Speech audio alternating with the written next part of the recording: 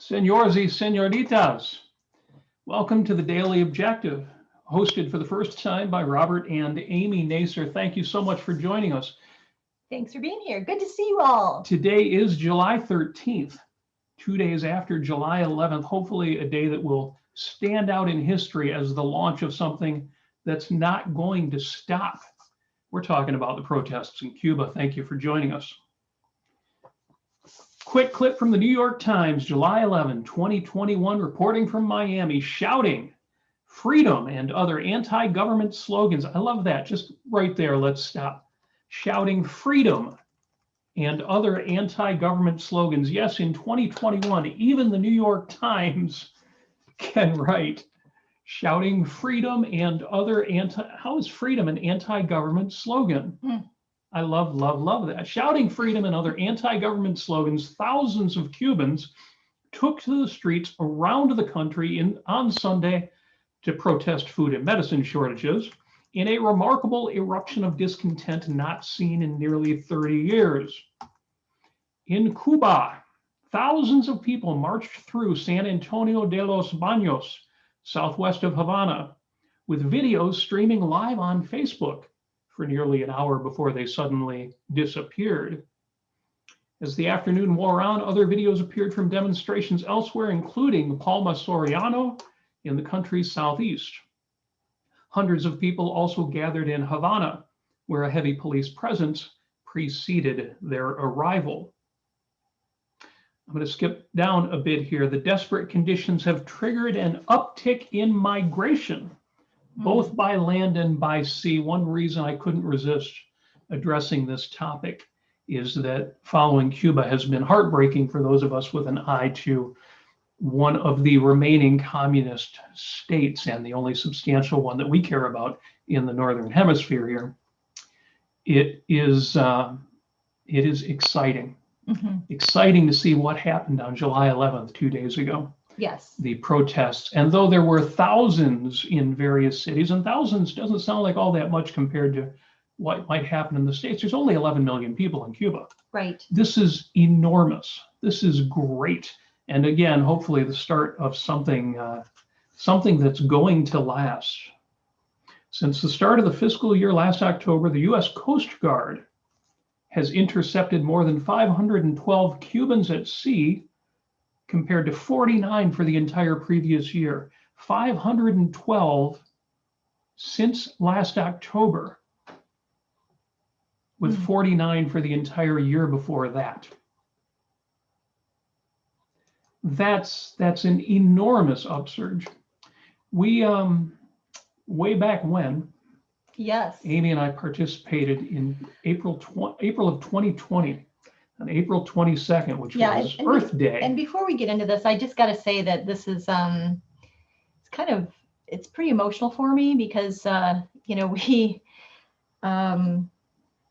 we showed up at this protest to protest Earth Day, and this was, I believe, an Ayn Rand Institute sponsored event, and we woke up. I think some of us woke up early, like 5 a.m. or something like that. We immediately, we turned on the television because, we didn't have smartphones to actually look at things. Now, we had traveled to Washington, D.C. to protest Earth Day. Yeah. April 22nd, it's Earth Day, and we're going to go to Washington, D.C. and talk about why that's an improper holiday, especially for the government, but really for anybody to be involved in. Yeah. Wake up early in the morning to the news that morning. To see the images of the one gentleman in the closet holding Elian with the thug from was the INS or however yes, the holding thugs the that rifle. were sent by Janet Reno and President Clinton. Yes, and at the time I actually did a little research about what President Clinton and Janet Reno were saying, what kind of excuses and rationalizations and wicked ideas that they were using to try to justify themselves.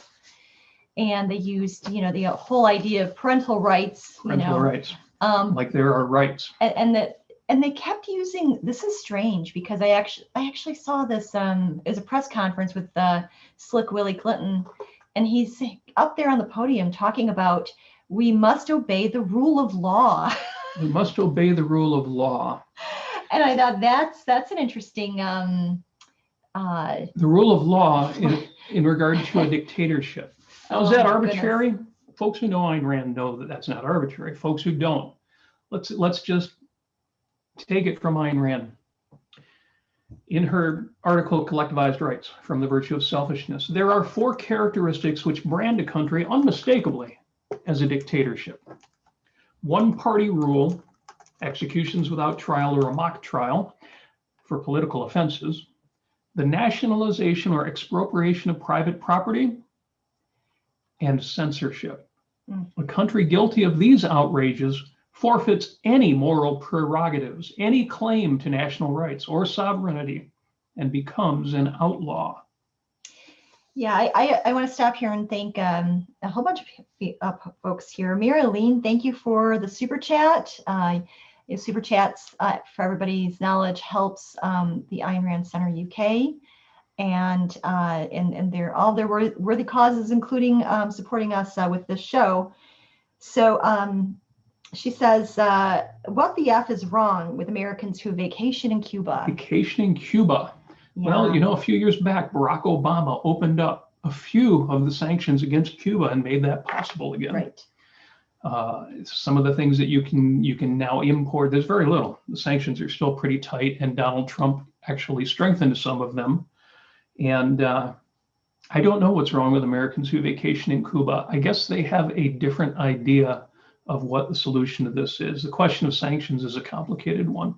It is. But I have just from the gut, I have the same reaction Mary Aline does. Yeah, I mean, anytime, you know, at the time, even with Bill Clinton at the time, he was, you know, what was the, they were talking about China and basically talking about they were like the most valued trade partner. I forget what the term is for that, but the idea Most is that favored nation trade status. Yes, thank you.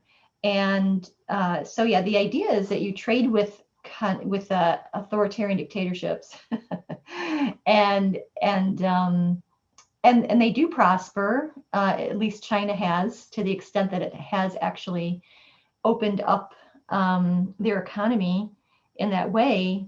But I mean, there's still authoritarians who are running the country. There are. I'm going to finish this Ayn Rand quote from Collectivized Rights real quick, because we've got some great super chats I want to answer, but I need to lay the foundation for that. Good. Dictatorship nations are outlaws. Any free nation had the right to invade Nazi Germany, and today has the right to invade Soviet Russia. This was in the time when Soviet Russia was still a thing. Continuing the quote, Cuba or any other slave pen. Mm-hmm. Whether a free nation chooses to do so is a matter of its own self-interest, not of respect for the quote unquote rights, the non-existent rights of gang rulers. It is not a free nation's duty to liberate other nations at the price of self-sacrifice, but a free nation has the right to do it when and if it so chooses. And then real quick, every movement that seeks to enslave a country, every dictatorship or potential dictatorship needs some minority group as a scapegoat, which it can blame for the nation's trouble and use as a justification for its own demands for dictatorial powers. In Soviet Russia, the scapegoat was the bourgeoisie. In Nazi Germany, it was the Jewish people. In America, it is the businessman. Who is it in Cuba? Who's the scapegoat in Cuba? Well, for that, we will go to Voice of America News. President Miguel Diaz-Canel gave a nationally broadcast speech in which he blamed the unrest on, quote, a policy of economic suppression, unquote, by the United States. We're the scapegoat. We're the problem. He said the origins of problems cited by the protesters, including shortages of food, electricity, and medicine, are all the result of the U.S. embargo on Cuba. And then later in the article, Venezuelan President Nicolas Maduro expressed his government's support for Diaz-Canel on Monday and said, quote, if the U.S. really wants to help Cuba, let it immediately lift the sanctions and the blockade against its people, unquote. Again, every dictatorship needs a scapegoat to explain why dictatorship fails so miserably, Right. surprise, surprise, we're the scapegoat. And countries like Venezuela, who have been such a magnificent success lately, are going to tell us what we should do in the name of economic success. And yeah, so I mean, yeah, you vacation there, you give, your American dollars to the workers who are lucky enough to have those sorts of jobs, except that they are basically the only thing I can, even possibly relate it to is, the idea of slavery and the slave masters. And the slave masters could be, one of your own. And they're getting that money, and they're then taxed, and then that money goes to the authoritarian dictators. Well, my hope is if sanctions are relaxed, or even if they're just left where they are, I'm hoping Cuba will go through their own perestroika, their own glasnost, their own relaxed economic policy. This has been happening for the last few years. There have been some changes and some concessions to free markets. In 2009, for example, they started a policy where you could actually own a house if you built it. Well, that's something. They changed their economic policy. They had a dual currency, and they changed that on the 1st of this year. Some of the last changes took effect on the 1st of July. Point is, as they do the things they've got to do to keep people from starving to death, as they bring some degree of, you hate to even call them market reforms because it's nothing like a free market, but as they bring small bits in, people are tasting liberty. Right. People are tasting freedom. They're getting an idea that. And they have access to the internet. They have access to the internet. And so the government can't keep blaming it on the outsider. At some point, unless they can somehow invoke the great firewall like China has done with their internet, people are not going to stand for it anymore. And that's my hope. I'm young. Look at how young I am. I have on my island shirt from our Jamaican honeymoon just to remind me. And I'll be making a point about that. But I'm young enough that I remember the fall of East Germany, the fall of the wall. Yeah. And I'm young enough that I remember the fall of Soviet Russia, despite the fact that the government that took over is not a whole lot better, but definitely better. People who say the government of Russia isn't much better than the Soviets don't know how bad the Soviets were. Yes, it's still an authoritarian dictatorship, and yes, Putin still runs the place with an iron fist. It ain't communism. It's bad, but it's not communism bad. And my hope is that in my lifetime, I will get to see a third communist dictatorship fall. That is my hope. I've said for years, well, actually, I'm not going to say anything else for you. I want to get to the super chats real quick here, because Bonnie opened us up with a generous $5 contribution and said, after 60 plus years as a Marxist, Leninist, socialist state, Diaz-Canel blames the embargo for their troubles.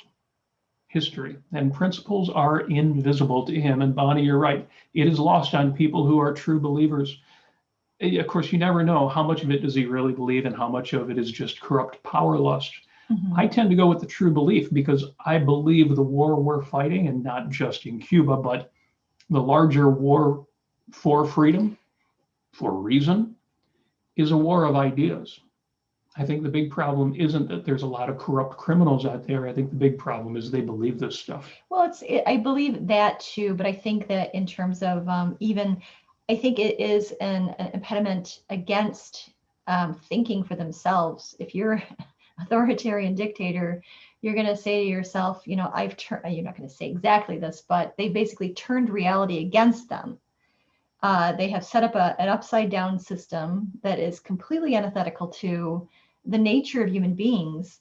And they will do anything, not just to stay in power, but to survive. And so if anybody even mentions the idea of, maybe we're wrong, maybe we need to rethink this and change our government, are you kidding me? We're all going to hang if if we do that. So yeah, it is true believing, but it's also, I guess, self-preservation once you turn reality completely against you. It's, yeah. So Steve Henderson, also with a Yes. $5 contribution, says, what can freedom fighters in the US do to help the Cuban people in their fight for freedom? And the answer is always going to be both ideological and specific. Ideologically, we need both the clarity that Ayn Rand's ideas provide. Go to her Ayn Rand lexicon article on dictatorship, and if there was anything you didn't understand about this issue, she has presciently, 50 years before the fact, untangled it all for us. Amazing. But the other side of that, what can we do for the Cuban people, is to be vocal, put our ideas out there. As Amy said, they have access to the internet now. Yeah. And they need to know that there are people who support their fight for freedom, and that there are ideas that can buttress and support and ground their desire for freedom in facts, in reality, in reason. So yes, both on the ideological side and on the, I hate to say practical side, but on the practice side, there is much that we can do. And thank you for that question. I'd like to, well, go ahead. Yeah, Mary Elaine has several more contributions and ends with, but it's all by permission, not by right. And that's the point. Mary Elaine is exactly right. That's the point. That's what we're up against, is that no matter what they fight for, if they don't understand, at least on some level, the principles, then they're not going to have freedom. There was a protester who said, let me find the quote here, the people are dying of hunger. Our children are dying of hunger. And this was one of the clips that came out of the protest. And it's heartbreaking.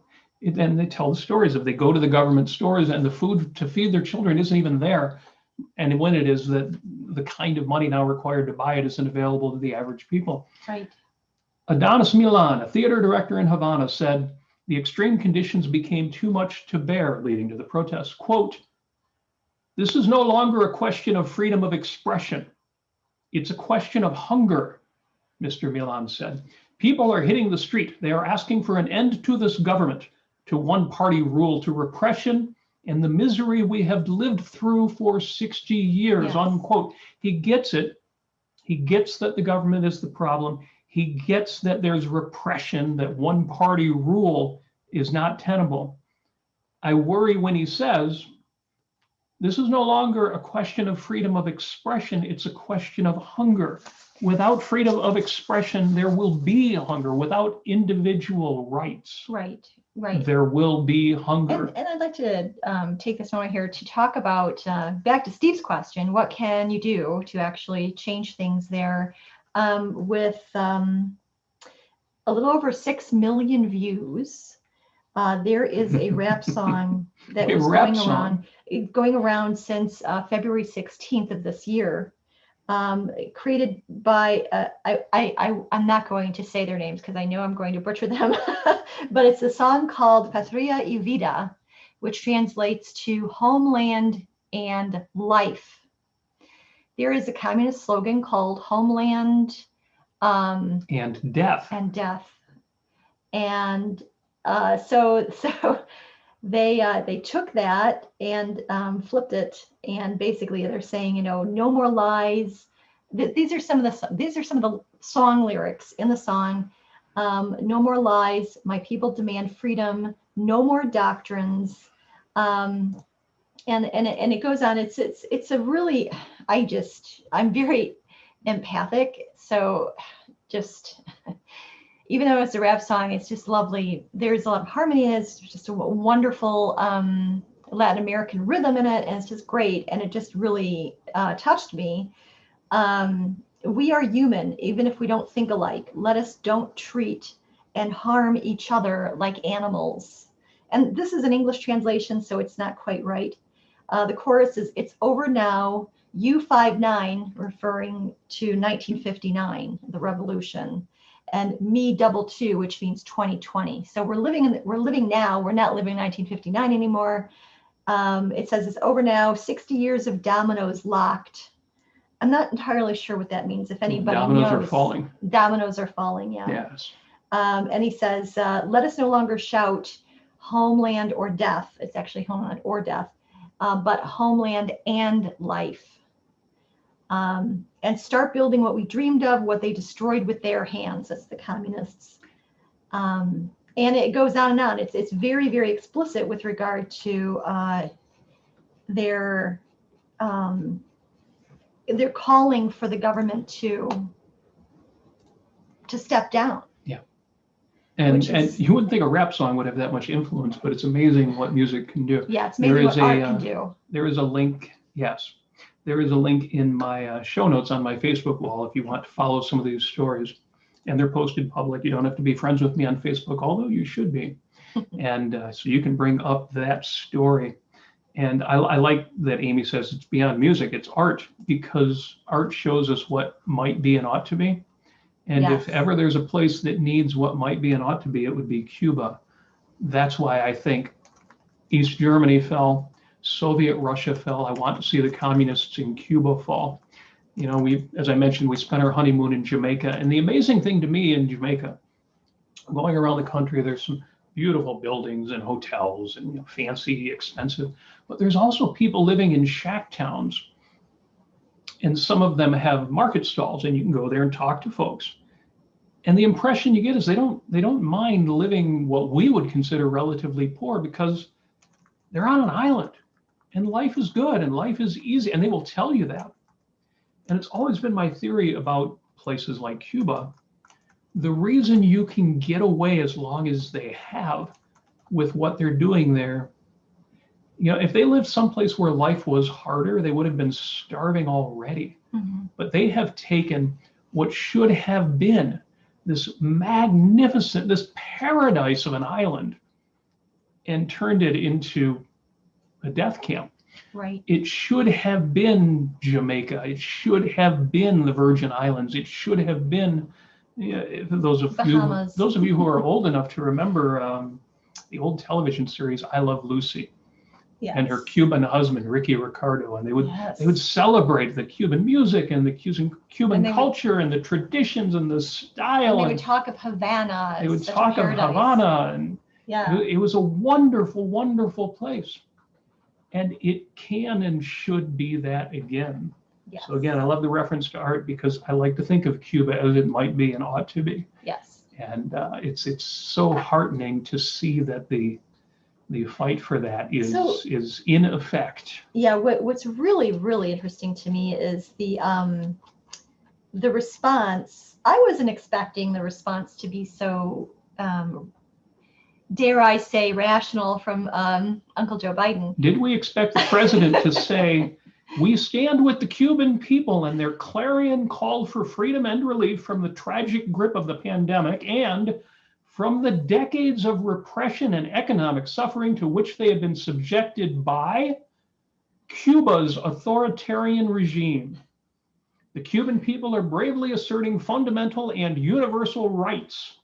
Those rights, including the right of peaceful protest and the right to freely determine their own future, must be respected. The United States calls on the Cuban regime to hear their people and serve their needs at this vital moment, rather than enriching themselves. Now, that last line is a little bit of a call to, stop the corruption. Yeah. The rest of it almost sounds entirely rational. Yeah. And this from Joe Biden. And he goes on, actually. He clarifies himself, and he says, the Cuban people are demanding their freedom from an authoritarian regime.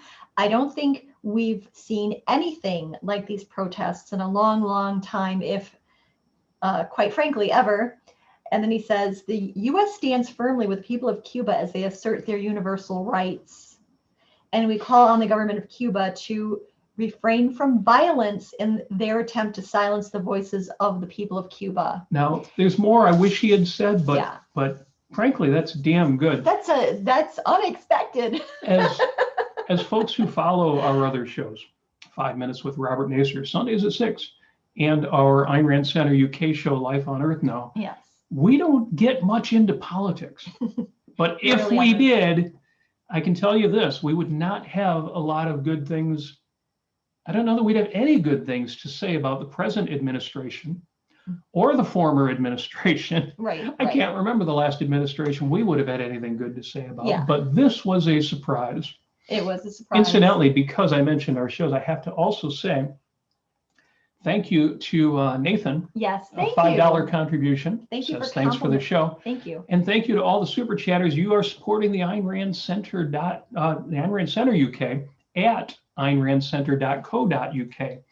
And you can support them by signing up for a membership. If you go to their membership page, 4 different levels of membership, not only are you supporting shows like this, shows like our other show, I don't even know how many shows there are. There will be a Clubhouse after show, but also there's special things you only get as a member. Don Watkins' outstanding communication boot camp show is a must attend. Mm-hmm. The study group that they did on Leonard Peikoff's Objectivism Through Induction on Saturday mornings, led by James Valiant. I've always had a great love and respect for James Valiant, author of Creating Christ and The Passion of Ayn Rand's Critics. But I didn't realize just how smart he is until listening to Objectivism Through Induction, the series he's led. And he's so delightful to listen to. But he knows objectivism inside and out. Mm-hmm. I mean, it's almost daunting how good he is. So anyway, also the weekly objective that takes place on Sundays. Be a part of all this. aynrandcenter.co.uk. Link is in the chat here. Thank you so much for posting that, guys. And just had to take a moment to say that. But and real quick, Mary Elaine commented, she said that she participated in a Free Alien rally in front of the federal courthouse in Seattle. The day before, she persuaded a local talk host to give her an interview to promote the rally. That's great. That's so wonderful. Thank you, Mary Elaine. You're the best. Let me read real quick from Voice of America News, because this was kind of heartening too. Miami Mayor Francis Suarez said on Monday that the previous day's protests in Cuba were, quote, a spontaneous uprising that has never happened in the last 60 years. It happened in more than a dozen cities across Cuba. The United States and the international community must do something now, Suarez told the gathering outside a restaurant, according to the local CBS news station. Quote, the people of Cuba need medicine. They are starving. They are in need of international help. Unless the Cuban military turns on the government, the people of Cuba will continue to be oppressed without any hope of freedom in the future. Oh, who said this again? This is the mayor of Miami, Florida. Yes. So good idea. Yes, So just, military, turn on the government. just to finish the quote, he says, 60 years of communism, cruelty and oppression cannot last any longer, unquote. Suarez, who had taken part in Sunday's demonstration in the States here, wrote on Twitter after denouncing the Cuban police who had beaten and detained some demonstrators. As was reported, Cuban police have been going out in plain clothes as if they're part of the demonstration and then beating up the demonstrators. Yeah, and Diaz-Canel, yes. He actually said, if you are a communist, you need to go out on the street and fight. Yes. He called them to action to go out on the street fight the protesters and beat up the protesters. POS, if you know what I mean. A POS for sure. Yeah, we have some more comments here. Bonnie says, their president said, they want to change a system or a regime, they call it, to impose what type of government and what type of regime in Cuba? The privatization of public services, the kind that gives more possibility to the rich minority and not the majority. Yeah, that I'm assuming that she's talking about Diaz-Canel.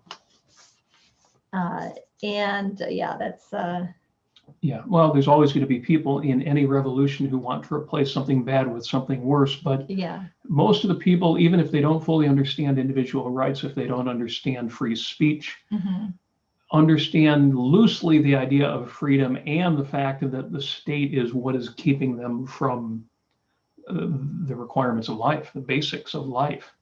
And there have been some really good quotes coming out of this. We've read a few of them. There are links to more of the news stories in our show notes that you can bring up. I'm finding it all extremely heartening. And again, my hope Mhm. is that they will follow the pattern that Soviet Russia followed, that they've tasted just enough freedom to make it clear that the authoritarian state is not their friend. Right. Realize, with the kind of propaganda that communist countries share, the average person is told, well, things may not be great here, but they could be worse. Without the state to take care of the poorest among us, most of the country would be like America's ghettos.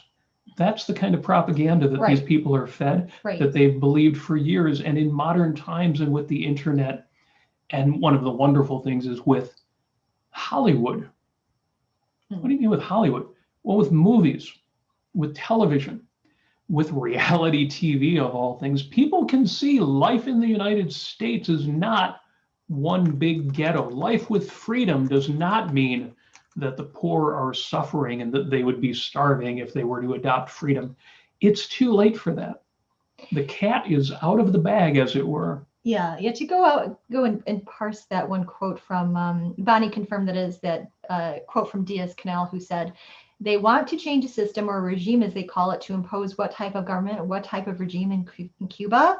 The privatization of public services, like, Yes. oh my Wouldn't that God, be terrible? the kind that gives more possibility to the rich minority and not the majority." And this is, oh my gosh. Hey, in 1959, it wasn't that hard to sell that. Right. Because there are poor people and poor people are starving, and it must be because rich, mean people won't give them anything. Right. In 2021, again, especially with the internet, people can see, it turns out freedom was actually the solution. Yes. Not the cause. Right. And I mean, just imagine living your life thinking to yourself, well, it could be worse. Like, it could be worse. And you say that, we say that sometimes. Yeah, could be worse. Could be worse, but every single day, every minute of your waking hour, I mean, count your blessings. Diaz-Canel is taking care of us. He's making sure we don't slip too far down. So I'm very happy that there's communication coming. I know that the Cuban government did shut down the internet and a lot of the phone lines in the last couple of days. I hope but it's great with satellite. Yeah. And the VPN, other wireless connections. There's yes. so many ways to break through. Right. There is so many ways to break through. So good. Scott writes, it could be worse. I could be in Cuba. Exactly right. And fortunately, the people in Cuba now can get that joke too. And we've got a good couple of Steve's comments here. It would be interesting to find if Elian Gonzalez is part of these calls for freedom. If I remember correctly, Castro basically made him his propaganda poster child. Yeah, and you never know how aware somebody like that is. He's living in that inner circle right around the palace. He's living the life of Riley, as it were. And if he's still how alive, aware is he of what 99% of his country experienced? I mean, I can't. I kind of wonder, is he still alive? Or his father? Who knows? Who will ever know? I'm not his sure. father was considered a hero at the time. Well, sure. But that's propaganda. For dragging him back to the island. That's the rule of law. That's parental rights. Jan Marino's like, child should be with their family. Yeah. Yeah, sure. God, anyway, I can't even tell you. I will violate my own no profanity rule if I think about it too much. I know. So, and then Steve says, I'm looking for a drone that can carry copies of Atlas Shrugged to Cuba. That's right. La Rebellion de Atlas. Looks like I'll need a $20,000 Kickstarter. $20,000 Kickstarter. My search continues. It'd be easy. Objectivists are, living the philosophy for living on Earth. A lot of us are pretty successful. Yeah. You just need to start a Kickstarter. Everybody kick in 20 or 50 or whatever you can afford. It's wonderful. The last 10 years, there have been so many translations to other languages of Ayn Rand's works. Yes. I mean, that's the best. The best. Oh, we don't have your French one handy, La Grève. Oh yeah, it's somewhere around here. Yeah. The actual French version is called The Strike, or The Grievance. Yeah. La Grève. And I guess The Grievance isn't as much of a spoiler as The Strike. That's very true. But yes. Scott says more Ragnar. That's what we need. Yes. So I am finding the news heartening. It's Yeah. infuriating just because I'm being reminded of something that is infuriating, but it is so good to see people stand up, stand up, stand up for their rights. And Yeah, I'm going to put in the I couldn't resist letting my hair chat. down because I can't help but think Cuba could be Jamaica. Cuba could be Bahamas. Cuba could be the Virgin Islands. Cuba could be a vacation paradise. It could be a residence paradise. And it's not, for entirely artificial reasons. And hopefully these things will, Yeah. these developments will continue, will improve. Hopefully there won't be too many lives lost to the process of digging them out of communism. But we did see the fall of East Germany. Right. Or rather, the unification of Germany. We did see the fall of the USSR. So here's a question for y'all. Do you think this would have happened to the extent that it has if COVID hadn't come? That, you know, that is a big part of the question, and they're blaming a lot of their, and it's not just blaming, a lot of their economic challenges are due to COVID. Right. They're counting on money coming in from Venezuela. Venezuela, of all places, like they have anything to offer. But Venezuela is another country that has such incredible, not just oil, but agricultural resources that they are able to eke out a sort of subsistence level living, even in a socialist country. And the communists in Cuba are counting on the socialists in Venezuela. And yes, COVID-19 has put the brakes on a lot of it. On top of that, they're counting on vacation travel, and very little vacation travel in COVID-19. Mm-hmm. So would Cuba be going through as much as they're going through? And so would these uprisings have happened?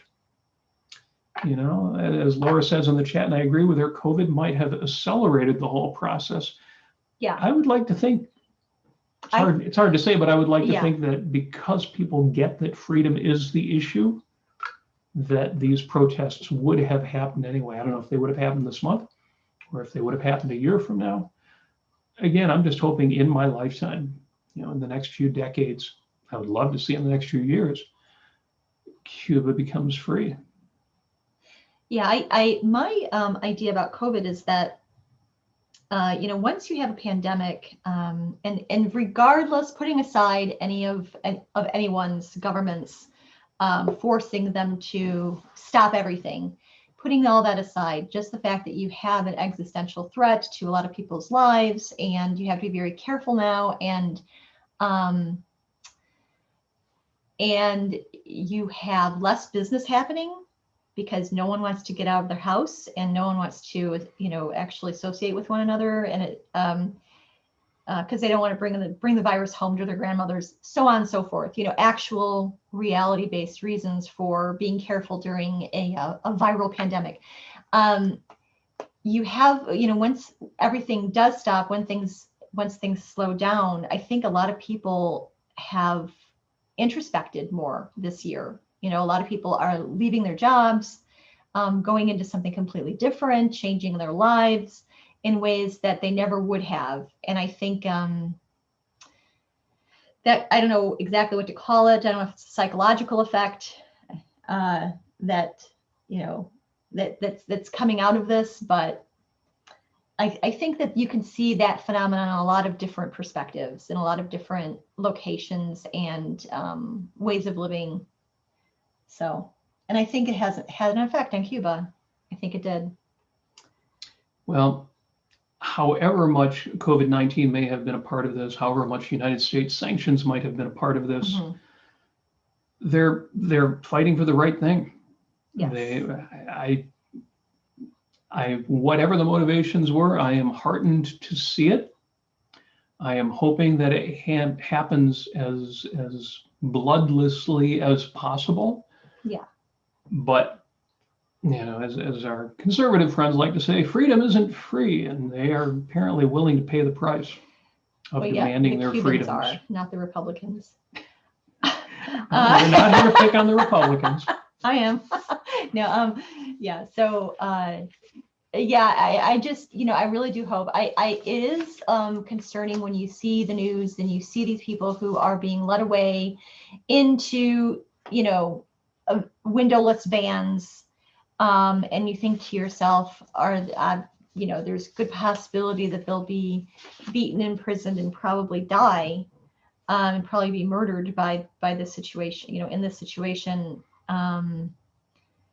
So yeah, it's a little bit tough to watch the news, even though I feel, good about the fact that they are actually waking up and standing up for themselves and standing up for freedom, and rejecting these horrible rationalizations and excuses, posed by their government for so many years, 60 years.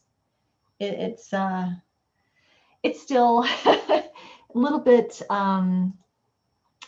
disconcerting to see that. So just to wrap up, I'm heartened. Good. I am inspired. I'm excited. I'm hoping for the best. And I'm going to wrap up with another quote from Ayn Rand from Collectivized Rights. Then we'll go to Clubhouse. The right of a nation to determine its own form of government does not include the right to establish a slave society, that is, to legalize the enslavement of some men by others.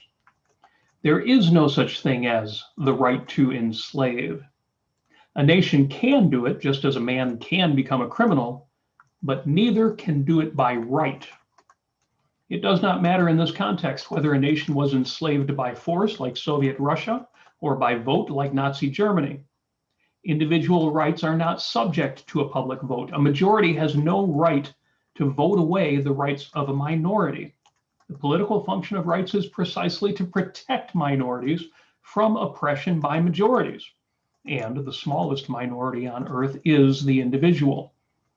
Whether a slave society was conquered or chose to be enslaved, it can claim no national rights and no recognition of such quote unquote rights by civilized countries. Absolutely true. Again, we stand with our friends in Cuba. We hope for the best. We'll support them in whatever ways we can. We hope you will join us on that. Thank you so much for listening and for being a part of the Daily Objective today. We're going to go over to Clubhouse and continue the conversation. Yes, we are. Thank you. Yeah, and before we wrap up, I just wanted to thank all the people who donated to the Super Chats. Yes, thank you. That was pretty cool. Of course, if you do donate a couple dollars or $100, you're going to get first priority in terms of us talking about your question and your comment. And I don't know. We were pretty democratic that way. Make you famous. And we do kind of pepper it with other things too, but Yes. Oh, and Dylan reminds us too, if you want to find out more about what Amy and I do, go to robertnasir.com. All the links are there. But thank you again, China Right Center UK, for letting us host TDO. This was kind of an important one to us. Yeah, and Bonnie says maybe they'll be more free than we are if they start fresh with the protection of individual rights. Unlikely, but we can hope. It would be great if they could start from scratch. But at this point, we will take whatever we can get. Thank you so much for joining us. We will see you in a moment on Clubhouse. Yes, see you then. And thank you.